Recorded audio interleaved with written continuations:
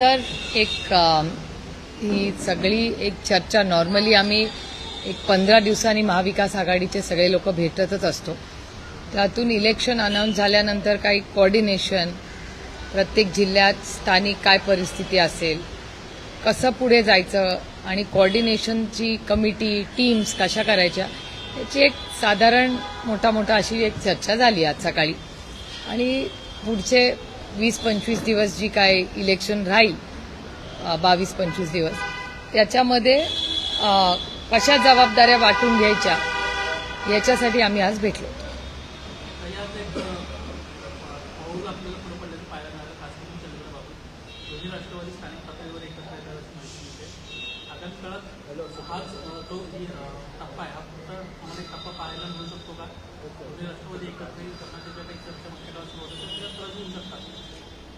एक तर मला वाटतं शशिकांत शिंदेजींनी याचं उत्तर तुमच्या चॅनलवरच तुम्ही ऑलरेडी दाखवताय। त्याच्यामुळे वेगळं जेव्हा प्रदेशाध्यक्ष काही बोलले आहेत याच्यात वेगळं अजून मला बोलायची मला वाटत नाही फारशी गरज आहे। पण अर्थातच स्थानिक पातळीवर आज सकाळीच चर्चा झाली की अनेक ठिकाणी अनेक पक्ष स्थानिक मुद्दे, स्थानिक प्रश्न याच्यावर बरेच परम्युटेशन कॉम्बिनेशन पुढच्या काही दिवसात तुम्हाला सगळ्यांनाच दिसतील। त्याच्यामुळे मला असं वाटतं की एक पुढच्या 2-4 दिवसात पूर्ण स्पष्ट चित्र राज्याचं सगळ्याच पक्षांचं तुम्हाला दिसेल।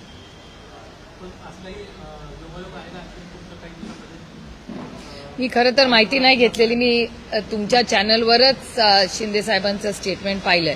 त्याच्यामुळे मी तुम्हाला मगाशी म्हणले तसंच की प्रत्येक भागामध्ये सगळ्यांनीच मिळून आज प्रत्येक पक्षांनी आणि आमच्या आघाडीने निर्णय घेतलाय की हा स्थानिक इलेक्शन आहे, कार्यकर्त्यांचं इलेक्शन आहे। कार्यकर्त्यांना ताकद देण्यासाठी स्थानिक मुद्द्यांवर अनेक वेळा हे विषय येत राहतात।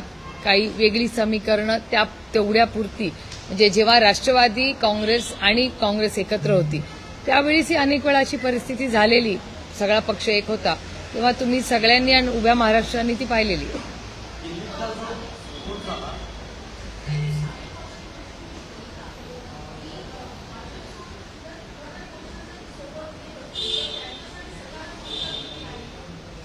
पुढच्या 2-3 दिवसातच स्पष्ट होईल। खरं तर it's too early to say anything, कारण याचं कारण आता खूप स्थानिक लेवलला चर्चा चाललेल्या आहेत, लोक फॉर्म भरत आहेत। त्यामुळे 2-4 दिवसात जास्त संयुक्तिक होईल मी बोलणं, कारण का अजून राज्याचा सगळा डेटा आलेला नाही, आत्ताच तर फॉर्म भरायला सुरुवात झाली।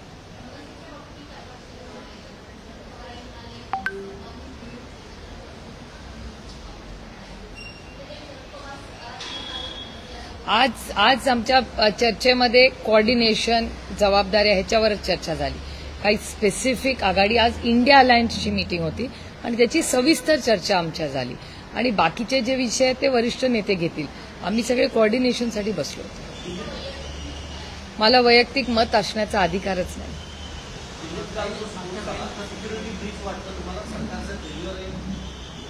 अर्थातच ना, इट्स ऑब्व्हियस, कारण का राजधानीत स्फोट झालाय। पण अशा गोष्टीत सगळी माहिती येईस्तोवर मी कधी बोलणारी नाही। याचं कारण हा नॅशनल सिक्युरिटीचा इश्यू आहे, त्याच्यामुळे तो राजकीय करण्याला आत्ता मला त्याच्यात कधीही मी करणार नाही। ऑपरेशन सिंदूरच्या वेळीही आदरणीय पवारसाहेब पहिले नेते होते या देशातले जे सरकारच्या बाजूनी उभे राहिले, कारण का तो देशाचा प्रश्न होता, देशाच्या सुरक्षिततेचा प्रश्न होता। त्याच्यामुळे जे काय बोलायचं होतं ते आम्ही सेशनमध्ये बोललो, पण आम्ही टीव्हीवर राष्ट्रवादी काँग्रेस पक्ष हा सरकारच्या बरोबर तेव्हा नॅशनल सिक्युरिटीसाठी म्हणून उभा राहिला। त्याच्यामुळे मला वाटतं दिल्लीत काल जो स्फोट झाला हा अतिशय चिंताजनक आहे। त्याची पूर्ण माहिती यायची आम्ही वाट बघतोय। एकदा पूर्ण माहिती आली कीच त्याच्यावर बोलणं संयुक्तिक राहील। मी स्वतः आज संध्याकाळी जाणार आहे आणि योगायोगाने उद्या आमची होमची, गृह मंत्रालयाची स्टँडिंग कमिटी योगायोगाने उद्या आहे। त्याच्यामुळे उद्या अर्थातच त्याच्यावर आम्ही चर्चा किंवा माहिती त्या कमिटीमध्ये मागू।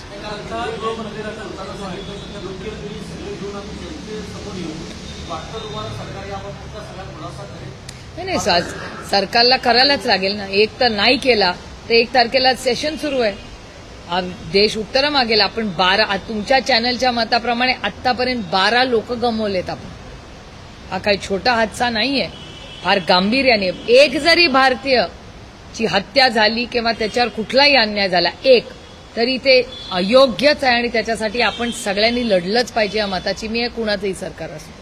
त्यामुळे हा खूप गांभीर्याने घेण्याचा विषय आहे.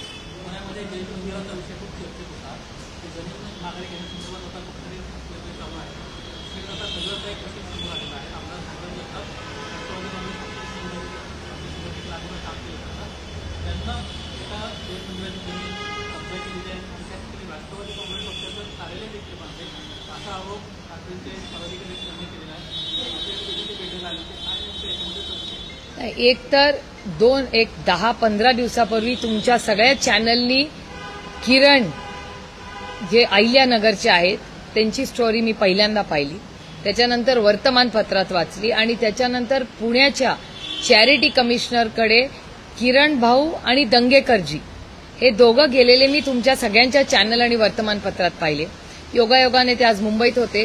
माझे आणि त्यांचे कौटुंबिक संबंध अनेक वर्षांचे आम्ही एकत्र कामही केलेलं आहे किरणनी आणि मी, त्यामुळे ते सगळे कागदपत्र घेऊन ते आज आले होते. विषय अतिशय गंभीर आहे. कुठलाही राजकीय पक्ष असू दे, भले तो आमचाही असू दे, पण कुणाचीही जमीन हडप करून त्याच्यावर पक्षाचं ऑफिस बांधणं हे अयोग्य आहे, हे चुकीचं आहे. त्यातून ती जैन समाजाने चांगल्या कामासाठी, शिक्षण असेल, आरोग्य असेल, अशा कामासाठी दिलेली जमीन त्याच्यावर काहीतरी कागदपत्रांचं चुकीचं करून जर कोणी त्यांच्या राजकीय पक्षाचं ऑफिस तिथे बांधत असेल तर त्याचा मी जाहीर निषेध करते. माझी माननीय महाराष्ट्राच्या मुख्यमंत्र्यांना विनंती आहे की जसं तुम्ही पुण्यामध्ये लक्ष घातलं तसं तातडीने तुम्ही अहिल्यानगरच्या या विषयामध्ये घातलं पाहिजे. सातत्याने ही व्यक्ती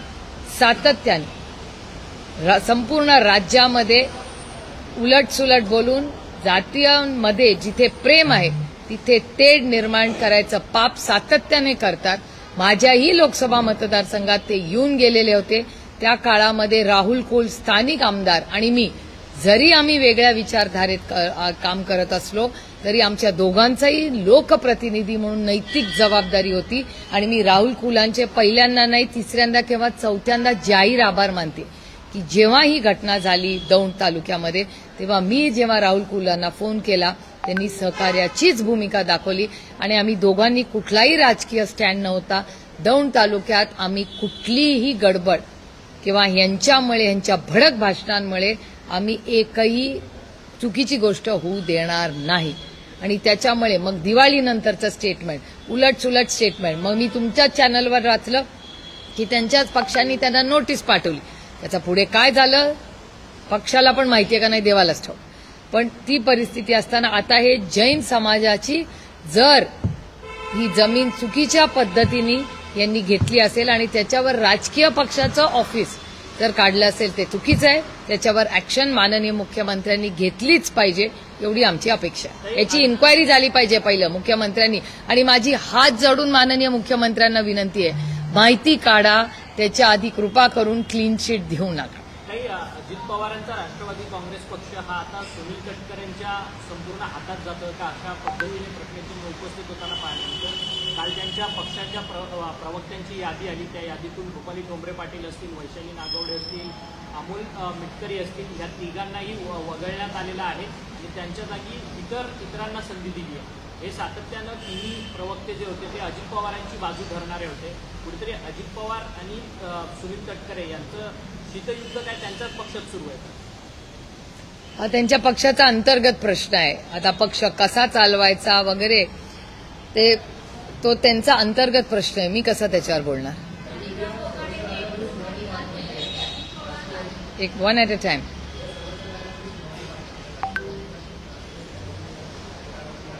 मी चालले आज रात्री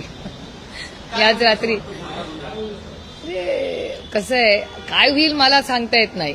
मी काही ज्योतिषी नाही सांगायला. पण त्याचबरोबर आम्ही अपेक्षेने चाललोय. शिवसेनेची पण सगळी टीम चालली आज रात्री. योगायोगाने मला वाटतं मोठा आम्ही सगळे एकाच फ्लाईटवर असू जास्ती करून.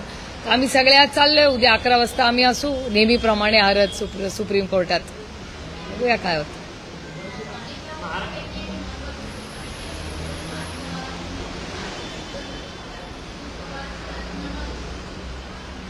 असं त्यांच्याच पक्षाचे नेते म्हणतात.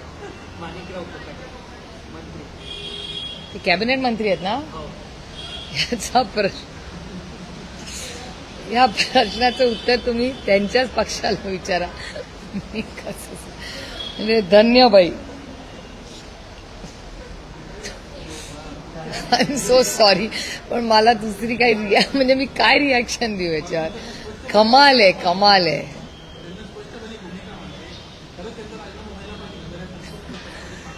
मला म्हणजे तुम्हाला सांगू, कमाल आहे एवढंच म्हणू शकते मी की अर्थातच म्हणजे आता माननीय मुख्यमंत्र्यांवर आपण विश्वास टाकूया की जर हे ऑफिस ऑफ प्रॉफिटचा इश्यू असेल तर केंद्र सरकारचा माझा अनुभव तुम्हाला सांगतो. केंद्र सरकारमध्ये जेव्हा ऑफिस ऑफ प्रॉफिटचा इश्यू प्रूव्ह झाला तेव्हा सोनियाजींनी राजीनामा दिला होता.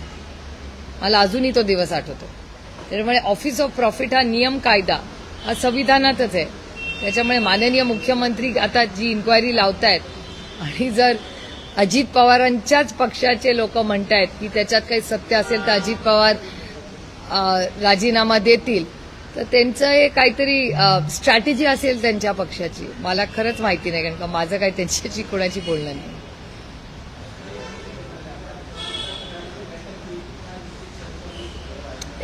देखिए, हर 15 दिन में हम मिलते हैं.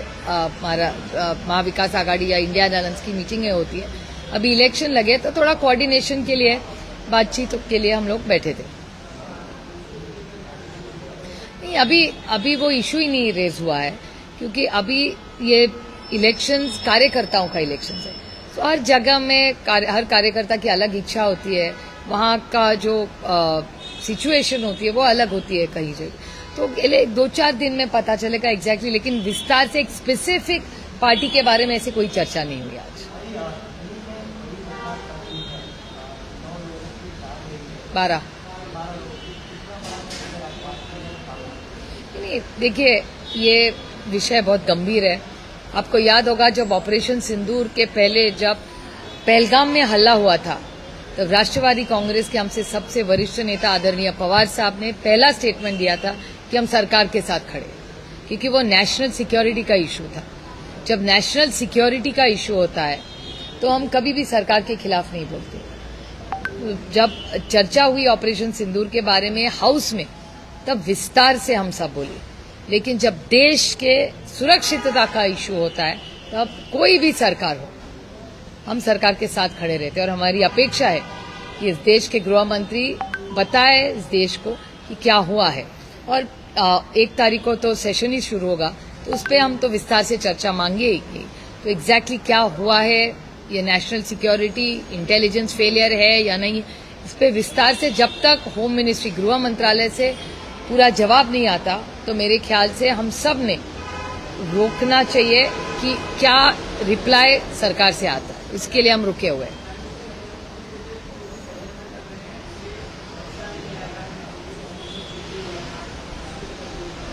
नहीं, देखिए, ऑपरेशन सिंदूर अब तक पूरा कंप्लीट नहीं हुआ है, क्योंकि जिन्होंने हत्या की है वो जो आतंकवादी है, वो कंफर्मेशन कहाँ आया कि वो आतंकवादियों को मारा है. तो वो एक प्रश्न चिन्ह है ही ना कि एक तो कितने आतंकवादी आए थे पहलगाम, कितनों की हत्या हुई, कौन थे, आइडेंटिफाई हुए, बहुत सारे ऐसे सवाल है जो हमने पूछे हैं पार्लियामेंट में. जब चर्चा हुई विस्तार से हम सब ने उस डिबेट में पूछे थे ये सवाल. तो ये एक तो, और भारत सरकार कहती है कि जब तक हम उनको मारेंगे नहीं ऑपरेशन सिंदूर कंप्लीट नहीं होगा. ये सरकार का स्टैंड है. तो उस हिसाब से तो न्याय नहीं मिला है अब तक. तो operation Sindur is incomplete, it is still ongoing operation. एक और दूसरी, कल की जो घटना हुई वो बहुत ही चिंताजनक घटना है. दिल्ली में हुई है जिस तरह से हुई है, तो मेरे ख्याल से जब तक पूरा होम मिनिस्ट्री से, गृह मंत्रालय से पूरा स्टेटमेंट नहीं आए, मेरे ख्याल से हम सब ने रुकना चाहिए और देखें कि सच हुआ क्या है. मैं कल ही हमारी होम डिपार्टमेंट की स्टैंडिंग कमेटी की मीटिंग है, तो मैं भी आज रात को दिल्ली जा रही हूँ, तो कल भी उसी में हम चर्चा की मांग करेंगे.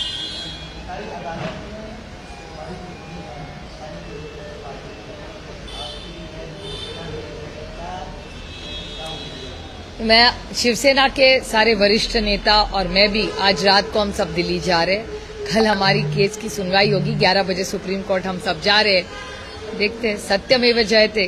कभी ना कभी सत्य की तो जीत होगी ही होगी, होनी ही है।